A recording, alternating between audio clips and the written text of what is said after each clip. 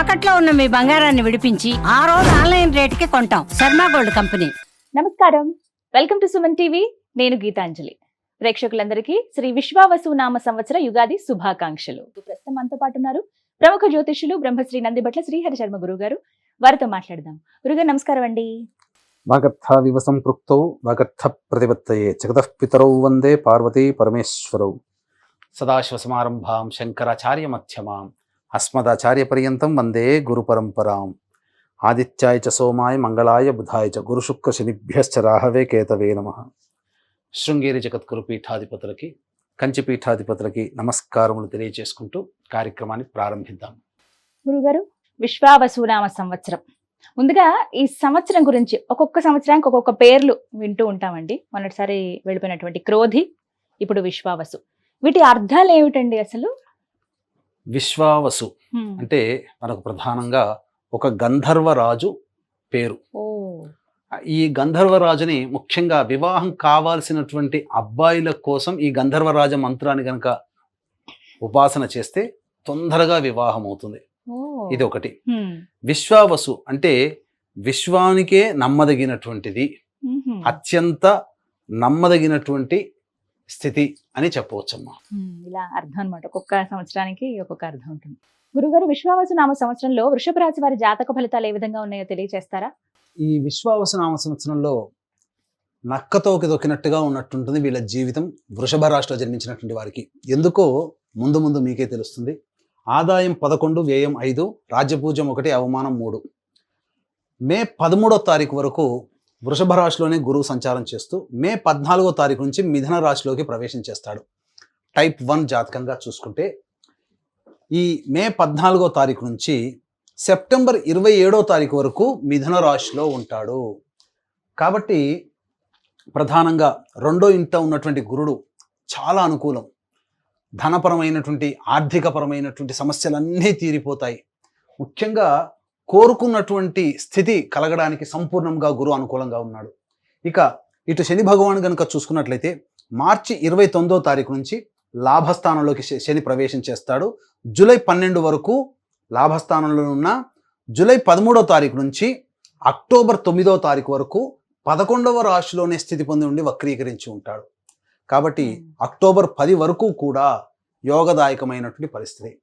కావున ప్రధానంగా మార్చి 29 నుంచి జూలై 9వ తారీఖు వరకు సంపూర్ణముగా ఈ వృషభ రాశిలో జన్మించినటువంటి వారికి అన్ని విధాలుగా అనుకూలంగా ఉండేటువంటి సమయంగా చెప్పబడి ఉంది. ఇక 10వ ఇంట రాహువు మరియు 4వ ఇంట కేతువు మే 16వ తారీఖు నుంచి ప్రారంభమవుతుంది. కాబట్టి పేరు ప్రతిష్టలు పెరుగుతాయి. చక్కగా మీకు ఏ విధమైనటువంటి ఇబ్బందులు కలగనటువంటి జీవితం, గత కొన్ని సంవత్సరాలుగా కావచ్చు లేదా గత 2 సంవత్సరాలుగా కావచ్చు, పడినటువంటి ఇబ్బందులన్నీ కూడా తొలగిపోయి కొత్త జీవితం, ఆనందకరమైనటువంటి జీవితాన్ని ఈ వృషభ రాశిలో జన్మించినటువంటి వారు పొందబోతున్నారు. ఇది సంపూర్ణంగా అనుకూలమైనటువంటి సమయం. కాబట్టి ఎవరైనా కానీ వ్యాపార విస్తరణ కానీ సంబంధించి వృత్తిలో అభివృద్ధి కానీ ఏ విధంగా అన్ని రంగాలలో ఉన్నటువంటి వాళ్ళకి, 1, 2 అని కాదు, అన్ని రంగాలలో ఉన్నటువంటి వాళ్ళకి సమస్త విధాలుగా అనుకూలమైనటువంటి సమయంగా చెప్పవచ్చు. ఇక ఇదే గురువు సెప్టెంబర్ 28వ తారీఖు రోజున కర్కాటకంలో ప్రవేశం చేస్తాడు. నవంబర్ 12వ తారీఖు రోజున అదే కర్కాటకంలో వక్రీకరించి ఉంటాడు. అలాగే శని భగవాన్ కనుక చూసుకున్నట్లయితే జూలై 13వ తారీఖు నుంచి మీన రాశిలో లాభస్థానంలో వక్రీకరించి అక్టోబర్ 10వ తారీఖు రోజున అప్పుడు కుంభరాశిలోకి ప్రవేశం చేస్తాడు. అంటే అక్టోబర్ 9వ తారీఖు వరకు, జూలై 13 నుంచి అక్టోబర్ 9వ తారీఖు వరకు వక్రీకరించి లాభస్థానంలో, మరియు గురువు కూడా నవంబర్ 12వ తారీఖు వరకు కర్కాటకంలో వక్రీకరించే స్థితి పొంది ఉంటాడు. సెప్టెంబర్ 28 నుంచి నవంబర్ 12 వరకు, 12వ తారీఖు రోజున కర్కాటకంలో వక్రీ, మరియు డిసెంబర్ 26వ తారీఖు వరకు, సెప్టెంబర్ 28 నుంచి డిసెంబర్ 26వ తారీఖు వరకు ఈ యొక్క కర్కాటక రాశిలోనే గురువు కూడా వక్రీకరించి ఉంటాడు. ప్రధానంగా 2 ఉన్నటువంటి గ్రహాలు గురువు, శని వక్రీకరించి స్థితి పొందినటువంటి సమయం అత్యద్భుతంగా అనుకూలంగా ఉండేటువంటి సమయం అండి. దాదాపుగా నవంబర్ వరకు లెక్కేసుకోండి. ఏమవుతుంది, ప్రధానంగా శని గురు వక్రీకరించి స్థితి పొందినటువంటి చేత మీరు ముఖ్యంగా వృషభ రాశిలో జన్మించినటువంటి వారికి మీ కారణం అనగా మీ జన్మకి కారణం ఏమేమి ఉంటుంది, ఈ జన్మలో మీరు ఏం చెయ్యాలని అనుకుంటున్నారు, ఏం చేయడానికి ఈ యొక్క జన్మ ఎత్తారు అనగా అటువంటిదన్నీ కూడాను తీర్చుకోగలిగేటువంటి అద్భుతమైనటువంటి సమయం. ఇప్పటి వరకు పెండింగ్లో ఉన్నటువంటి పనులన్నీ కూడాను పూర్తి చేసుకోవడానికి ఈ విశ్వావసునామ సంవత్సరం మీ జీవితానికి ఒక వేదిక కాబోతుంది. అద్భుతమైనటువంటి సమయం అండి. కాబట్టి ఎట్టి పరిస్థితుల్లో వృషభ రాశి వారు ఈ విశ్వావసునామ సంవత్సరాన్ని అస్సలు మిస్ చేసుకోకండి. అన్ని విధాలుగా అనుకూలంగా ఉండేటువంటి సమయం. ఇక టైప్ 3 కనుక చూసుకున్నట్లయితే డిసెంబర్ 27వ తారీఖు నుంచి మిథునంలో వక్రీకరించి వచ్చే సంవత్సరం ఉగాది వరకు కూడా అదే మిథున రాశిలో వక్రీకరించి ఉంటాడు. శని భగవాను కనుక చూసుకున్నట్లయితే ప్రధానంగా నవంబర్ 26వ తారీఖు నుంచి జనవరి 9వ తారీఖు వరకు కుంభరాశిలో స్థితి పొంది ఉంటాడు. కాబట్టి ఈ నవంబర్ 26 నుంచి జనవరి 10 వరకు ఉండేటువంటి శని ప్రభావం కొద్దిగా గడ్డు కాలం. ఈ మొత్తం హోల్ అండ్ 12 నెలల కాలంలో విశ్వావసునామ సంవత్సరంలో ఏదైనా గడ్డు కాలం కొంత అనుభవిస్తారు అంటే నవంబర్ 26 నుంచి జనవరి 9 వరకు వృషభ రాశిలో ఉన్న వాళ్ళు గడ్డు కాలంగా చెప్పవచ్చు. మిగతా అంత సమయం అంతా కూడాను అనుకూలంగా ఉండేటువంటి సమయం అని చెప్పడంలో ఏమాత్రం సందేహం లేదని చెప్పవచ్చు. ప్రత్యేకించి మహిళలకు ఎలా ఉంటుంది గురువు గారు? ఈ యొక్క విశ్వావసునామ సంవత్సరంలో వృషభ రాశిలో జన్మించినటువంటి మహిళలకి పెద్ద పీట ఉండబోతుంది. వాళ్ళకి బాధ్యత కలిగినటువంటి స్థితి లభిస్తుంది. కుటుంబంలో వాళ్ళ పేరు మారుమోగిపోతుంది. వాళ్ళ మాట జవదాటరు. ఇప్పటి వరకు సాధారణంగా ఉన్నటువంటి వాళ్ళకి మంచి ఉద్యోగము, పై బాధ్యతలు లభించడం కానీ, మంచి పదవులు లభించడం కానీ, గొప్ప పేరు ప్రతిష్టలు కానీ అన్ని విధాలుగా అనుకూలంగా ఉంటుంది. ముఖ్యంగా వివాహం కావలసినటువంటి మహిళలకు ఎవరైతే ఉన్నారో వాళ్ళకి ఖచ్చితంగా వివాహం జరిగి తీరుతుంది. సంతానం కోసం ఎదురు చూసేటువంటి వాళ్ళు సంతానాన్ని పొందుతారు. అందులో ఏమాత్రం సందేహం లేదు. అలాగే ప్రధానంగా అన్ని రంగాలలో ఉన్నటువంటి మహిళలకి సంపూర్ణమైనటువంటి యోగ కాలంగా ఈ విశ్వావసునామ సంవత్సరం మీ జీవితంలో నిలిచిపోతుంది అని చెప్పడంలో ప్రత్యేకించి మహిళలకి ఏమాత్రం సందేహం లేదని చెప్పవచ్చమ్మా. ఏ రంగాల్లో ఉన్న వారికి ఎలా ఉండబోతోందండి ఈ సంవత్సరం? ప్రధానంగా చెప్పాను కదమ్మా, అన్ని రంగాలలో ఉన్నటువంటి వాళ్ళకి సంపూర్ణంగా ఉంటుంది. రాజకీయ రంగంలో ఉన్నటువంటి వాళ్ళకైతే వాళ్ళు గనక పోటీ చేస్తే ఖచ్చితంగా వాళ్ళు విజయాన్ని పొందుతారు. అలాగే ఏదైనా కానీ ఆశిస్తే ఖచ్చితంగా ఈ వృషభ రాశిలో జన్మించినటువంటి రాజకీయ నాయకులకి నామినేటెడ్ పదవైనా కానీ లభిస్తుంది. అలాగే ఈ వృషభ రాశిలో జన్మించినటువంటి సినీ కళారంగంలో ఉన్నటువంటి వాళ్ళకందరికీ, మీడియా రంగంలో ఉన్నటువంటి వాళ్ళకందరికీ కూడా అద్భుతమైనటువంటి అవకాశాలు లభిస్తాయి. ధనము పెరుగుతుంది. అలాగే ప్రజాదరణ కూడా బాగా పెరుగుతుంది.